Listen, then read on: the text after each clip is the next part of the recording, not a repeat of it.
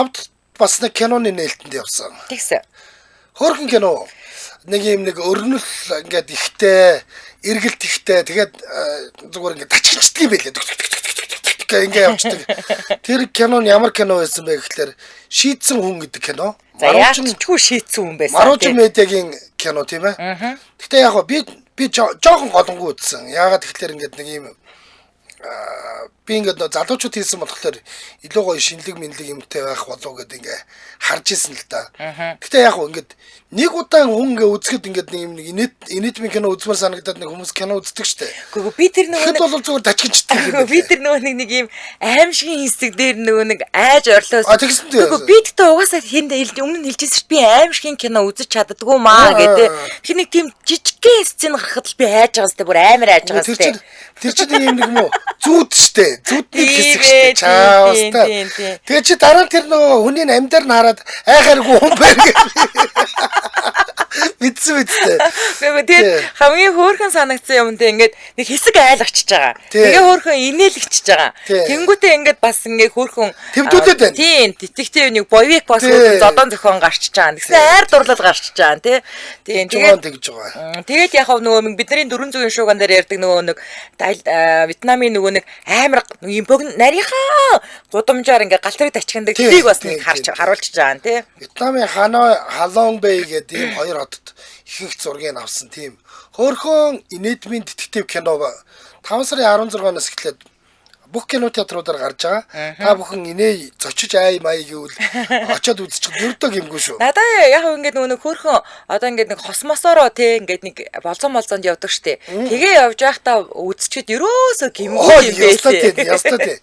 Яг ингээд залуучууд үзэхэд бол ингээ хөөрхөнтэй дэр чи зочиод салгаа ихтэй бас хөөрхөн кино байгаа байхгүй юу? Яг байна. За хагасны гэртээ янз янзын юм үзв үү? Сонирхолтой юм үзв үү? Надад үнэхээр тех зав алга анж байгаа. Одоо наач манай гэрт ингээ бүтээн байгуулалт явагдаж байна. Яа.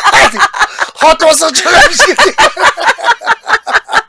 Гэртээ хот гэсэн.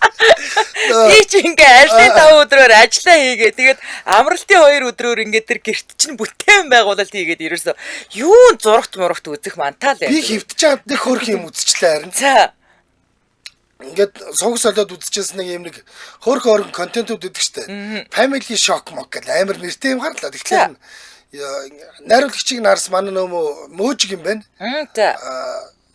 Мөөжиг чинь хандахыг өгдөг лээ. Та мэдхгүй. За. Нэг газартаа хамаардаг.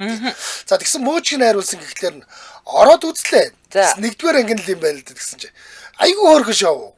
Шоу юм уу? Шоу зүгээр юм контент юм л та. Ингэдэг юм байна. Дуучин идэр жавхлан гэж дуучин байна. За. За ундрал гэдээ бас нэг дуучин байна заяа. За. Тэгээ ихнэр хүүхдтэй ингээд нэг нь идэр жавхлангийн ихнэр ч нөө оно штэ X үзье. Онон Батцанд гэдэг лөө те. Юу балаараад байгаа. Хин гэлээ.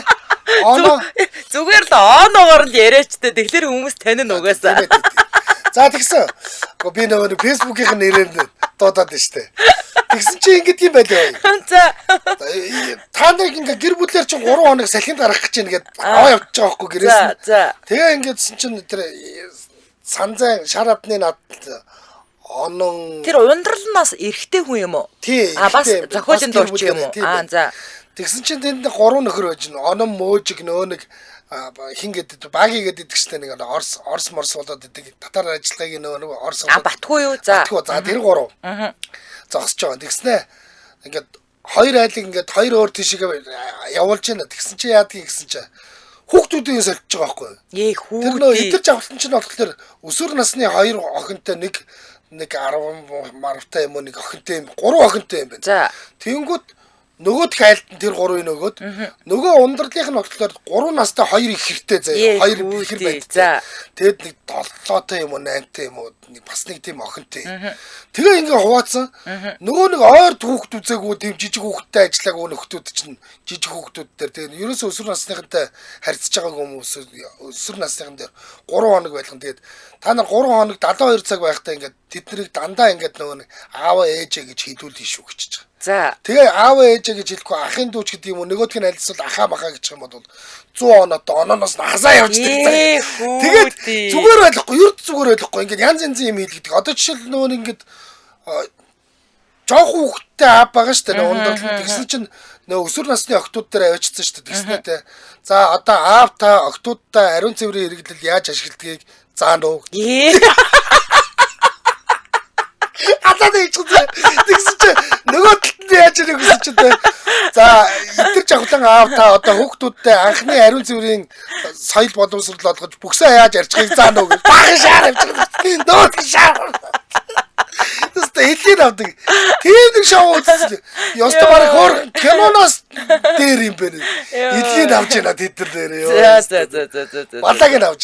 Нөгөө хоёр жижиг нь өмдөндөө бааж маагаад гэдэг ингэж үгээд зүстэй хэлээ. Амар шоу үзлээ. Тэгээ үргэлжлээ цуврал явах юм шиг. Та нараас сонирхол үзээрэй. За, Улаанбаатар хотод 16 цаг 20 минутаас нэвтрүүлгийн маань хамтран аялагчаар E-Mart Mongolia Patata танаас ч хүссэн бараагаа хөргүүлээрэй гэд E-Mart Mongolia хамтран ажиллаж байгаа. За, E-Mart Mongolia-гийн би энийг ерөөсөө үзээгүй байж байгаа шок болсон шүү дээ. Ийм супер ийм амар хэлбэр юмтай гэдгийг нь ерөөсөө мдээгүй. Гэхдээ одоо хардаа ингэчихэж байгаа байхгүй юу? Одоо ингээд нэг айл бүрийн хэрэглээ одоо та жишээлбэл ингээд дандаа ингээд 1% тослогтой сүү удаа штэ. За тэгээд та тэрийг бол байнга л авч байгаа тийм үү? За манайх тэгвэл 2% тослогтой сүү авдаг байхгүй жишээлбэл. Тэнгүүд нэг байнга авдаг сүү тарагч гэдэг юм уу? Эсвэл нэг талах ч гэдэг юм уу? Ийм зүйлсүүд байгаа штэ. Эсвэл одоо ингээд хүүхдээ чи идэх дуртай боовч гэдэг юм уу? Нарийн боовч гэдэг юм уу? Тэнгүүд тэрднийхээ гэлгарууд болон сав баглаа бодлыг хаяад хэрэггүй заяа. Тэгээд шууд эднэрийгээ дуусангууд хөрөвчнөөсөө мачи нөгөө баркодыг уншуулаад шууд аппараа захиалаад хөргүүлээд авчихна. Би тэр эхнэрийн авдаг зарим нарийн ногоо могоо мөг зүгийг бас мэдэхгүй. Тэнгүүд тэр чинь амархан юм билээ шүү дээ. Нөө E-Mart-ийн аппликейшнээр баркодыг уншуулад тэгээд нөө сагс руу цуглуулж байгаа л аваад тэргээл ганцхан дараал гэрт. Зөвхөн гэрт ч биш гэж. Энд чинь цуслангийн бүс рүү өргөж байгаа. Ахаад 21 аймаг руу хүргэнэ гэдэг байгаа. 21 аймаг руу өргүүлдгийн нэг ачих гавьяан юу гэх юм бол одоо нөгөө нэг жижиг хүнсний барааны дэлгүүр мэлгүүр ажилладаг хүн байж болно шүү дээ. Тэгэх юм бол тэр хүмүүс чинь өөрсдөө Улаанбаатар руу ирээд ингээд зах дээрээс бараагаа татдаг үе одоо өнгөрчээ. Шууд зүгээр ингээд E-Mart руу аппараа ингээд пат уншвал бараагаа захиалаад тэгэл машин цашинаар нь ингээд наашаага хөргүүлчих нь шүү дээ. Ерөөсөө амар. Ерөөсөө юм болчиход байна. Өөр тэдний дэлгүүрээс өөр юм тэнд зарагдахгүй шүү дээ. Тийм шүү дээ. Тэгэл зараачих. Нууц шүү. Яа. За тийм байна. Тэгээ та бүхэн бүгдээрээ энэ App Store болон Google Play Store-оос энэ E-Mart-ийн аппликейшнийг утсан дээр татаад авчих. Тэнгүүд та ерөөсөө гартаал дэлгүүртэй боллоо гэсэн үг. За тэгээд дэлгэрэнгүй мэдээллийн 7611 техник гэдэг утаснаас авах боломжтой. 7611 техник. Ингээд нэвтрүүлгийн хамтран аялагчаар E-Mart Mongolia Patata танаас ч хүссэн бараагаа хөргүүлээрэй гэд E-Mart Mongolia аппликейшн хамтран ажиллаж байна. Баярлалаа. Нэг мэдсэн чи баахан буу алдсан сууж байна. За одоо өнөөдрийнхөө жинхэнэ мэдээлэлээ өргөе. За Каны наадам эхэлсэн. Нөгөө Каны кино наадам эхэлсэн. За 5 дугаар сарын 13-наас 24-ний хооронд үргэлжилж байгаа. За одоо ч үргэлжилж байгаа гэсэн үг. 78 дахь удаагийн Каны кино наадамтай холбоотой хэдэн мэдээллийг хүргье. За Каны кино наадам Францын Риверад гэдэг Риверад нээлттэй хийгээд удаагүй багтаал янз бүрийн сонирхолтой үйл явдлуудаар дүүрэн болоод байгаа. Тус наадмыг Францын найруулагч Amélie Bonini Live One Day хэмээх инээдмийн кино нээсэн гинэ. За энэ бас учиртай гэж байна. Яагаад тэгэхээр кино наадмууд улс төрчдөг болоод байгаа энэ үед инээдмийн киногоор нээснээр наадмын уур амьсгалыг ерөнхийдөө тодорхойлж чадна хэмээн үздсэн байна. Хүмүүс ч одоо нэг ингэж за одоо ингээд худлаа кино наадмууд ингээд өөрсдийнхөө нэр хүндэр далимдуулаад ингээд нэг улс төрийн шинжтэй янз янзын балаа кинонууд гаргаад байна гэж хэлсэн бол эднийх тэрнээс зүгтж байгаа гэдгийг харуулахын тулд инээдмийн киногоор нээсэн гинэ. Мөн нээлтийн үеэр алдарч жүжигчин Роберт Де Ниро Каны кино наадмын дээд шагналд болох алтан далдан модыг авч хүртсэн. За энэ бол нөө хүндэтгэлийн шагналыг хүртсэн юм байлээ. Түүний кино урлагийн салбарт оруулсан хувь нэмрийг нь үнэлэн олгож буй уг шагналыг жүжигчин Леонардо Ди Каприо гардуулсан. За энэ удаагийн наадмын улаан хэмсний ёслол шин дүрмтэйгээр зохион байгуулагдж байгаа. Улаан хэмсний ёслолд оролцож байгаа алдартнууд нүцгэн болон нэвт гэрэлтэх торон хит нүсэр ийм хувцлахгүй байхыг зохион байгуулагчид анхааруулсан бөгөөд энэхүү шийдвэр нь баггүй маргаан дагуулад байгаа гинэ. Тэ би бол дэмжиж байна. Арай л хитэрсэн. Харин тий. Сүүлдээ бол зүгээр загсны тор нөмөрсөн хүүх ороод болсон шүү дээ. Зарим нь зүгээр ингээ хоёр талаараа утас унжуулдаад ороод ирсэн шүү дээ. Тийм аюултай юм болсон. За 78 дахь удаагийн Канн кино наадамд өмнө Солонгосоос жүжигчин Ким Гүй-ин, Хан Су-хи нар оролцож улаан хэмсний алдлах бол найруулагч Хон Сан-су үндсэн хэсгийн шүүгчээр ажиллаж байгаа юм байна. Солонгосчууд томорчлоо тий. Тэглээ. Одоо Netflix-ийг байлдан дагуулдаг гэсэн чи одоо Hollywood руу ороод ирлээ шүү дээ надад. За энэ Тэтгэх улсын хувьд 4 киногоо энэ удаагийн наадамд сааж байгаа. Эдгээр бүтээлүүдээрээ эх орныхоо кино урлагийн олон талт байдлыг харуулахын зэрэгцээ бүтээж байдлаа харуулахыг зорьсон гэж байгаамаа. За гэтэл одоо энэ итгэгч нь бол дайн тулаан болчих магадгүйгээд өөрсдөө болохоор Пакистаны кинонуудыг бүгднийг нэртгэж гаргахгүйгээ хаацсан байгаа шүү дээ. Тэгсэн гэсэн. Тий. За Испани улсын 2 найруулагч мөн үндсэн хэсэгт уран бүтээлээр оролцож байгаа юм байна. Үндсэн хэсэгт оролцсон гэдэг нь болохоор нөгөө нэг яг өрсөлдөөн дунд нь орж байгаа нөгөө юу биш гадаад хэл дээр кино гэдэгт нь биш гэсэн үг шүү дээ. Наадмын хаалтын ёслол энэ сарын 24-нд зохион байгуулагдана. Энэ үеэр шагналд хүртсэн бүхий л уран бүтээлчдийг зарлах өгөөд Uncertain Regard гэдэг хэсгийн шагналуудыг энэ сарын 23-нд гардуулах юм гэнэ. За манай Монголоос 4 кино оролцож байгаа. Канн кино наадамд. За наадмын үеэр буюу өнгөрсөн баасан гарагт 4 Монгол киног танилцууллаа. Уг наадмын үеэр болдог кино борлуулалтын March to Film гэдэг хөтөлбөрийн өрөөнд Монголын кино урлагийн зөвлөлөөс зохион байгуулсан Mongolian Film Speech Session in Cannes гэдэг арга хэмжээнд Польш, Хятад, Япон, Франц, Канада, Америк, Өмнөд Солонгос, Герман зэрэг 50 орны уран бүтээлчид оролцож байгаа. За наадамд Монголоос оролцсон уран бүтээлчдийн нэг жүжигчин Баярмаа, продюсерээр нь ажиллаж Сумьяд орж, Үлзийхүү, Цэрэн болд нарын тоглосон Sweet Sister буюу зүрхний хайртай эгч гэдэг бүтээл тэнд танилцуулагдсан. Сумьяд орж гэдэг чинь Үлзийхүү нөгөө нэг Хүсэлбаатар хоёрын хүү үстэй тийм. Баярмаа нь охин нь юм байна штэ. За. Тэр. За тэгээ энэ ингээд одоо юу гэдгийг Монголд гараагүй мөртлөө ингээд эхлээд кино наадмуудаар хэсэж байгаад ирдэг кинонууд байдаг штэ. Кинонууд. За тийм кинонуудын нэг болчлоо гэж харж байгаа. Найруулагч Хүсэлбаатар жүжигчин Үлзийхүүгийн охин Баярмаа Америкийн нэгдсэн улсын Миссури мужийн их сургуульд кино зохиолч найруулагч продюсер мэргэжлэр 4 жил суралцж магистрийн зэрэг хамгаалсан. Манай шинэ үеийн чадварлаг уран бүтээлчдийн нэг шал өөр болж байгаа. Ер нь бол ингээд нөө эрдэм мэдлэг хүний чинь ингээд нэг яаж гоё зэгцэлдэггүй гэдгийг бол шууд харуулж байгаа. Ийм охин. Наадамд Баярмаагаас гадна найруулагч Инх Төгсийн I Hate Pink гэдэг кино, найруулагч Жамин Сүрэнгийн Шар хөвийн зэрэглээ гэдэг кино, продюсер Алтан Туяагийн Сар гэдэг кинонууд оролцсон. Канн кино наадамд. За тэд эхний хэсэгт бүтээлүүдэд товч танилцуулсан бол дараагийн хэсэгт олон улсын продюсеруудтай тойргоор уулзаж чөлөөт ярилцлага өрнүүлнэ. Канн наадамд оролцох Монгол киноны урьдчилсан шалгаруултыг өнгөрсөн сарын 1-ээс 10-ны хооронд явуулахад 8 уран бүтээлч материалыг ирүүлсэн байдгийг.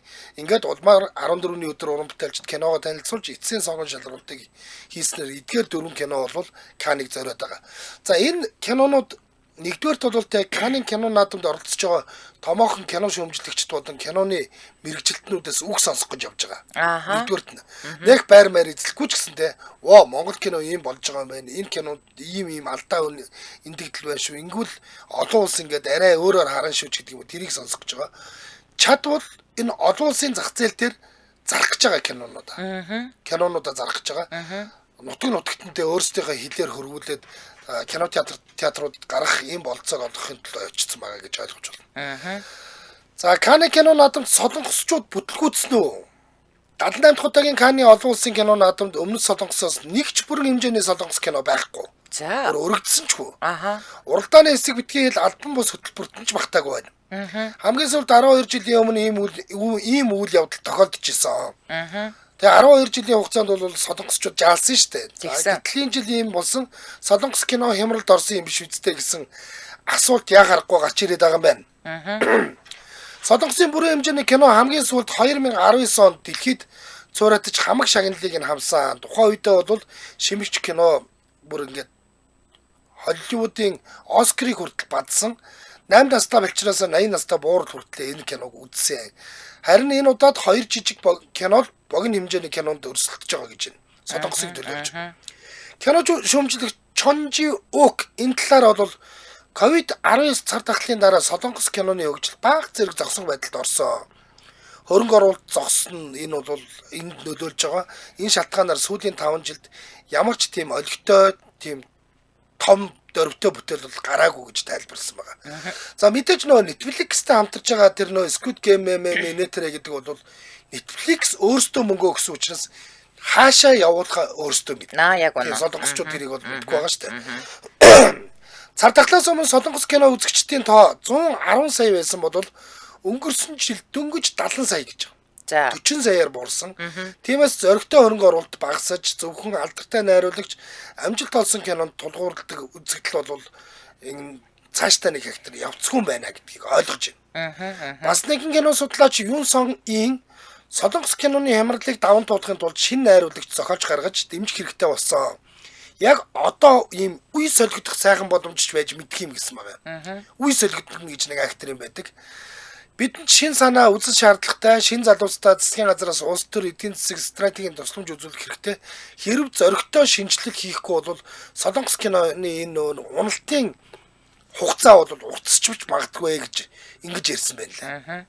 За тэгээд солонгос кино сайн муу байх бол биднэрт ч гэсэн хамаатай. Ягаад гэвэл бид нар чинь Азиас кино тэнд ингээ үзээд ангууд тэднээс бид нар бас суралцаад даган хөгжиж байгаа шүү дээ. Энд чинь бас нэг тим юм байна. Тэр юм баа бас зогсчод хэцүү юм да гэж харсан. Одоо ганцхан богинохоо мэдээ. За гэлцүүлчих. За дэмжиж ажиллагч ярьж байгаа юм уу? За Улаанбаатар хотод 16 цаг 31 минут болсон. За нэвтрүүлгийн маань дэмжиж ажиллагчаар Tata мэдрэмж Tadel дэмжиж ажиллаж байгаа. За 1936 оноос эхлэлтэй Tadel баарын шоколад нь Туркийн алдартай амттны брэнд бөгөөд гол орц нь дээд зэрэглэлийн ойн самар болон цэвэр шоколад. За тэгээ болоо. Ерөөсөө учир нь трансдос өнгө оруулагч хадгалах байц агуулаагүй. Дээрэс нь дэлхийд эхний дөрөвт ордог ийм дээд зэрэглэлийн ойн самартай шоколад юм байна. За Tadel шоколад таны аманд ороод уусна. Баяраарч энгийн өдрөөрч хүүхдүүдэд чанартай амттанг сонгоорой. Tadel шоколадны утас 7585 66 66 7585 66 66. За ингэ нэвтрүүлгийн дэмжиж ажиллагч Tata мэдрэмж Tadel баярлаа. За тун удахгүй манай Амра, Мига, Номо бид дөрвийн үнсэн Tadel шоколадны реклам бас радиогоор цацагдах бах. За томчод уншсан юм байна. За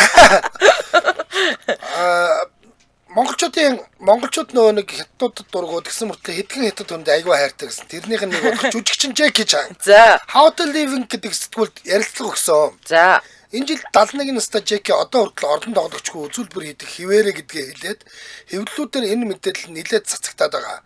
Тэрээр мэдээж би киноны үзүүлбэрээ өөрөө хийдгээ. Энэ бол миний мөн чанар. Тэтгэврт гарахад ч өөрчлөгдөхгүй. Гэхдээ би тэтгэврт гарах бодлого байна. Үннийг хэлэхэд 64 жил дараалан ажилласны эцэст биеийн бэлтгэл шаардлагагүй болдог. Бүх юм сэтгэл зүрхнээс гарч ирнэ. Булчин бүгдийг нь сандаг хадгалсан байдаг гэж ярьсан. Оо за мундаг. Орчин үед компьютер график хиймэл оюун ухаан гарч кино урлаг өөрчлөгдсөн ч чаан хуучин системдээ үнэн чивээр байгаа. Бидний үед зураг амтад гараад өөрсдөө өсөрч харахаас өөр арга байгаагүй. Харин одоо компьютер хэрэглээд жүжигчд бүгнийг чаддаг болжээ. Гэхдээ л надад реализм дутаад байгаа нь мэдрэгддэг. Нэг талаас жүжигчид орчин үеийн технологиор боломжгүй зүйлийг чаддаг болсон бол нөгөө талаас аюултай эрсдэлтэй гэдэг ойлголт багассаар үзэгчид гол баатруудыг сүртэй айхтар зүйл хийхэд гэж хийлээ гэж бодгооч болоод ирсэн. Би хинт ч над шиг амьдралаараа дэнчин тавин эрсдэл гарах гэж зөвлөхгүй. Учир нь энэ бол үнэхээр аюултай гэж ингэж хэлсэн байлаа. 5 дугаар сарын 28-нд Каратечин хүү домгууд кинон нээлттэй хийнэ. За. Jackie Chan мистер өмнөх дүрээ бас бүтээсэн байгаа. Ийм учраас Jackie Chan-ы богинохон мэдээлэл хүргэж байгаа шүү. Нөгөө сүүлдээ гарсан морто кино байгаа шүү дээ. Тэрэн дээр бүр ингээд нөгөө нэг хашрыг мяарцсан багт нэг дүүн ингээд од болцсон. Ах би таны кинонд тоглуулсан чи дэгдэг шүү дээ. Гүй би энэ дээр өөрөө л мортогоо үсрэн тэгэхгүй бол тэ наад энэ ногоон дэлгэцний чи ардлаас би үсэрч чадахгүй. Би энэ нэг юу гэдгийг каскадер гэдэг буюу юм орлон тоглогчгүйгээр хүнд үзүүлбэр хийдэг энэ юм а би алтмааргүй байна. Хэнийг чуурмааргүй байна. Ууралдаг. Яг тэр л байгаад байгаа байхгүй тий. За би одоо ингээ 3 дахь 7 хоногоо дараалаад та нартай аим шиг кино ярьж өгөх гэж байна. За өмнөх 7 хоногт нь нөгөө ярьж өгсөн юу Кармаг манайхан айгуух сайн үзсэн байлээ. За тийм түрүүчийн 7 хоногт ч бас нэг аим шиг кино ярьж өгсөн шүү дээ Тайландын тий. За дөрөн дотроо 4 бүлэгтэй аим шиг кино ярьж өгсөн. За өнөөдөр тэгвэл Нээлттэйсэн даруйда Хойд Америкийн бокс офисын 6 дугаар байранд 3.3 сая долларын орлоготойгоор орж ирээд байгаа аимшигын төрлийн Hurry Up Tomorrow уран сайхны киноны тухай өнөөдөр ярьчихгүйгээр бэлтгэлээ. За Монгол угаасаа кино театруудаар гараагүй байгаа учраас бүгдээрээ сайхан яриа явчих. Кинонд Канадын дуучин Weeknd гол дүрээр бүтээсэн. Нөгөө юм өстөө. Оо яг үнэн. За дуучин Weeknd-ийн хувьд бол өмнө нөгөө дуучин Селена Гоместой үерхэд салаад за Селенадад зориулаад хид хідэн одоо нөгөө салсандаа харамсан жаахан тийм нэг зуусан маркийн дуунууд гаргаад дуунууд нь ч гэсэн амжилт олж байсан. За тэгвэл сэтгэл зүйн трейлер төрлийн бүтээл дуучин Weeknd нойргуудад хямраад ингээ бүр сэтгэлээр унахад бэлэн болсон дуучны дүрийг бүтээгээд за харин Холливуудад сүүлийн үед одоо мандат байгаа жүжигчин Jenna Ortega Weeknd-ийн одоо дүрийг хэтэрхийх нүүнэг шүтэн биширсэн ийм залуу шүтэн биширхжийнхэн дүрд бол тоглосон. За кино хийдэг тухай 2022 оноос яригдаж эхэлсэн байна л да. За яагаад гэхээр энэ үеэр дуучин Weeknd одоо ийм шахуу хуваартай тоглолтуудад оролцоор агаад дуу хоолойгоо алдсан юм байна. Яг бодит амьдрал дээр. Ингээд энэ үеэс дуучдад ирдэг тэр нөгөө дарамт, шахалт, амьдралынх нь одоо хэв маяг, эрүүл мэндэд нь яаж нөлөөлдөг тухай юм хүмүүс таниулах ямар нэг зүйл хийх хүсэл төрсөн юм байна л да. Гэхдээ нөгөө өөрөө одоо ингээл уйлж дуулаад ч юм уу эсвэл золонгоо тоочоод нэг юм баримтат кино, эсвэл концертын дараах ямар нэг тийм баримтат кино хийх хүсэлтэй бол байгаагүй, харин илүү уран сайханжуулсан бүтээл төрүүлэхийг чухалчлаад ингээд Weeknd-ийн 6 дахь бүрэн хэмжээний цомог болох Hurry Up Tomorrow гэдэг цомогийнх нь нэрээр энэ кино нэрлэгдэжээ. За кинон дуучин Weeknd өөрөө тоглохоос гадна жүжигчин Jenna Ortega за мөн Холливуудад царай муутаач гэсэн зад татаж орж ирээд байгаа жүжигчин Barry Keoghan мөн дүр бүтээсэн. За би бол энэ хүнийг царай муутай гэж хэлээгүй. Энэ миний үг бол биш. Надад бол энэ залуу амар зөвүүн залуу байхгүй юу? За яагаад ингэж тодорхойлж бичсэн бэ гэхээр Холливуудад ерөн сүүлийн үед царайлаг гоё залуучууд биш харин царай муутай хэрнээ зөвүүн секси залуучууд гарч ирлээ гэдэг яриа яваад хэвлэлүүд нь өөрсдөө бичээд царай муутай ч гэсэн секси гэдэг ангилалд энэ Barry Keoghan багтаад байгаа байхгүй юу? Нэм царай нормал. Нэгт муутай ч байх нормал тэгсэн мөртлөө айгүй гоё тийм иршүүд байгаа даа. Амар тийм зөвүүн залуу. Надад бол зөвүүн залуу. За би үйл явдлын товчлоод яриад үгээ заяа. Товчилж ярьж хөөс өмнө гал хамтран ажиллагч ярьж ерөөсөө. За Улаанбаатар хотод 16 цаг 37 минут болсон. За нэвтрүүлгийн хамтран ажиллагчаар балга бүрээс ирж хөөч Maya брендийн Smooth бас хамтран ажиллаж байна. Цэрэрэрээ. За надад бас энэ байгаа би түрүүнээс хойш уугаад байгаа. Хүү энэ бараг дуусгацсан байна шүү дээ. За Maya брендийн Smooth ус нь хүний ууж болох хамгийн өндөр шүлтлэг ус юм. Гэтэ энэ Smooth ус гэдэг нь манайхаа ийм өнгөгүй цав цагаа ингээд нөгөө нэг шууд ингээд савн дээрээ бичгтэй ус нь хилдэж шүү. За тийм. Би тэр болохоор анжгаа гүзээлгэнтэйг нь би болохоор коллагентайг нь ууж байна яг одоо. Ходод нь хүчлэлэг лаг ялгаруулан хоолой боловсруулдаг бөгөөд шүлтлэг ус ууснаас биеийн хүчил шүлтлэгийн баланс тэнцвэржиж бодисын солилцоо сайн явагддаг ийм давуу талтай. Бид нар нөгөө pH 7.588 гэж ингээл яриад байдаг. Энд чинь нөгөө нэг хүчил шүлтийн тэнцвэрийг л хооронд нь тааруулах гэдэг хэрэг. За Maya брендийн шүлтлэг ус нь бусад ижил төрлийн уснаас маш зөөлөн уухад тун таатай. Мөн хамгийн чухал нь дэлхийн хөгжингүй орнуудын хамгийн сүүлийн үеийн хог хаягдлыг бууруулах шийдэл бүхий шошихгүй савлгаатай ус нь Монгол улсад анхдагч болоод байна.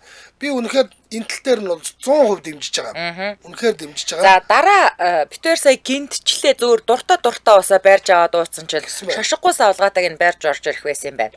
За тэгэхээр Илүүдэл эренгүй мэдээллийн 77 71 55 88 69 48 49 гэдэг утаснуудаас аваарай. Тэгээд Maya Water гэж латинаар бичээд Facebook пэйж рүү орох боломжтой. За бүх сүлжээ дэлгүүрээр 20% хямдарсан байгаа шүү. Одоо. Тийм үү? За ингээд нэвтрүүлгийн хамтран ажиллагчаар балга бүрээс ирж хүч Maya брендийн Smooth ус хамтран ажиллаж байна. Баярлалаа. За сонсдог урлагийн нэвтрүүлэг радио 2 дугаар студиэс урлагийг мэдрийг сүрэтээр кино ертөнц болонгоор үргэлжлэл ирхэн сонсогч танд хүрч байгаа. За би яг одоо та нартаа дуучин Weeknd-ийн тоглосон киног ярьж өгч байгаа.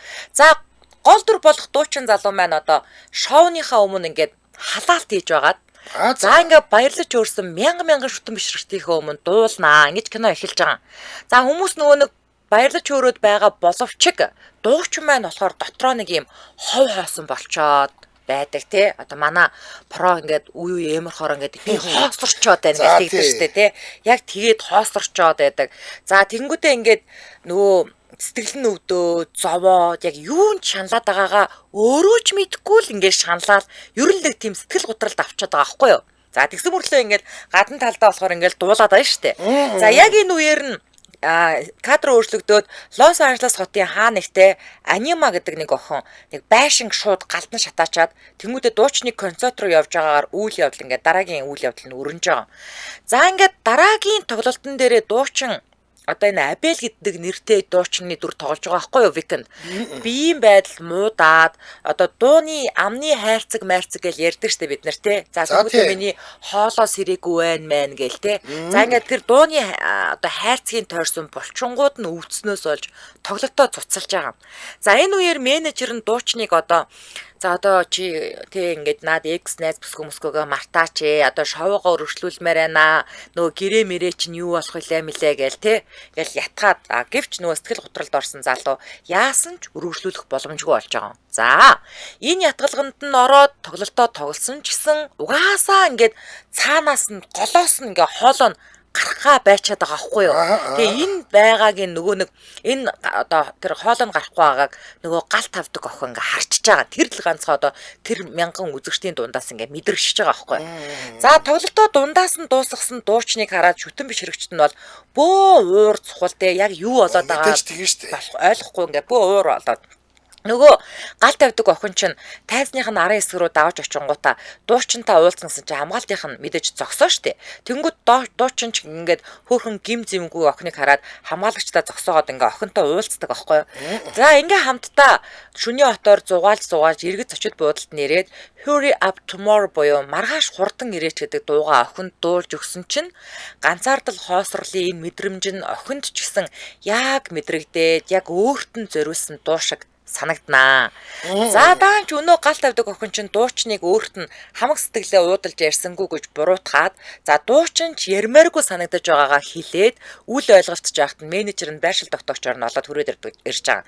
За энэ хооронд нөгөө бүсгүй чинь менежерийг хутгалж алаад ямар марлаа юм бэ. Дуучныг шатаана гэ биен дээр нь бензин цацаад сэтгэлээ уудлахыг шаардсан чинь эмэгтэйчүүдтэй хэтэрхий токсик буюу хортой харилцаатай байснаа хүлээн зөвшөөрч байгаагаар киноны үйл явдал өрнөж байгаа. За 15 сая долларын төсөвтөө бүтсэн энэ кино 5 сарын 16-нд нээлттэйгээд 3.3 сая доллар болоод байгаа. Би тэгтээ киноны төгсгөлийг бол ярьж өгөөгүй шүү дээ манайхаа. Энэ үйл явдал өрнөж байгаа ингээд дуусгасан шүү.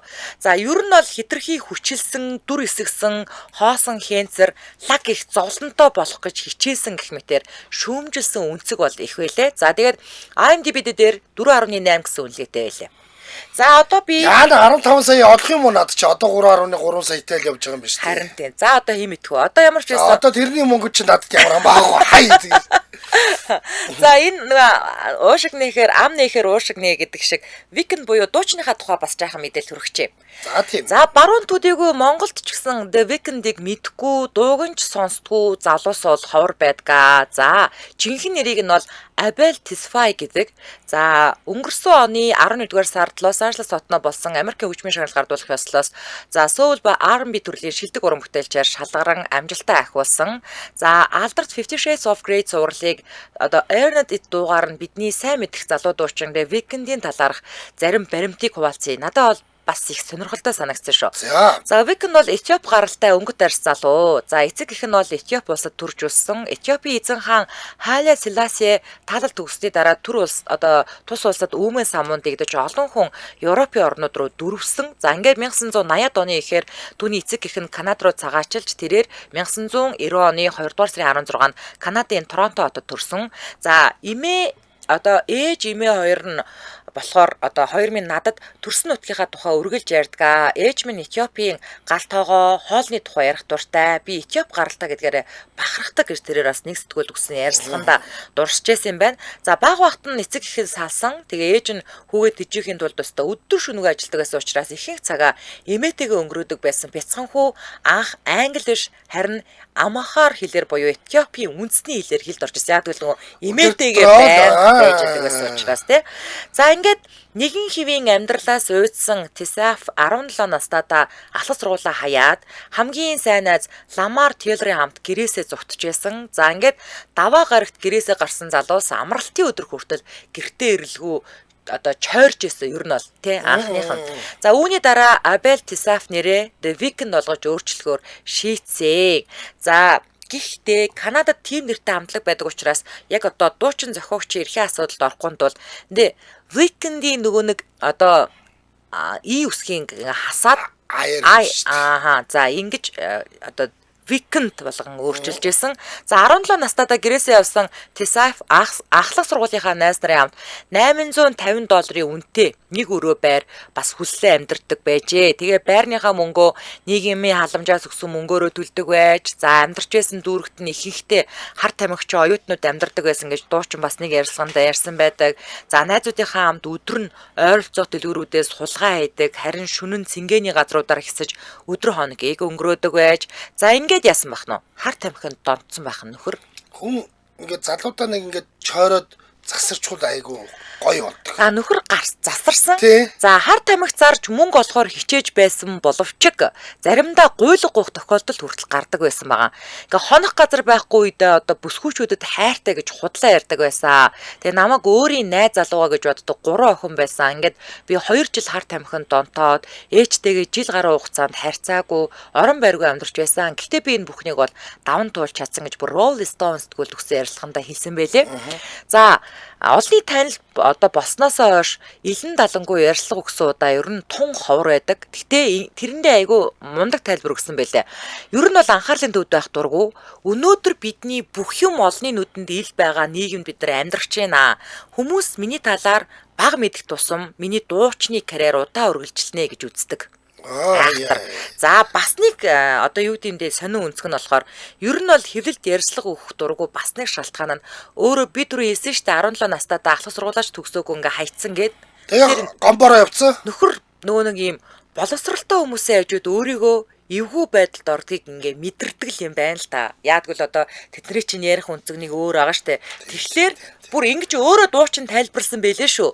Тэгээ би ийм мэдрэмжийг аваад байдаг учраас те ингээл нэг юм хөвлөл мэвлэлд ингээл учиргүй ухаантай юм ярьдгүй л ахна штэ. Ер нь бол өөрийгөө мэдтгэл гэсэн үг штэ те. Энд чинь та юу гэж хэлдэг вүлээ? Нөгөө нэг тэнэг хүн ухаантайдаа яа гэдэг вүлээ? Тэнэг хүний дуугаас сүртэй юм. Тэгээд өөрийгөө мэддэг учраас тэр болгон ингээл хөвлөд очивол нэг ухаантай юм ярьж харагддаг байх нь штэ. Энд чинь ингээр айхтар залуу байх нь штэ. Одоо эн чинь ингээд одны дунд ороод те ингээд өөрөө нийгмийн юм нөө нэг манлайлагчдын нэг болоод ирэхлээр хүн хүсээгүйтэй ухаан суугаад би ингэж ярихгүй болохгүй байна гэдгийг ойлгоод эхэлсэн байна шүү дээ. Яг үнэ. Яг үнэ. За.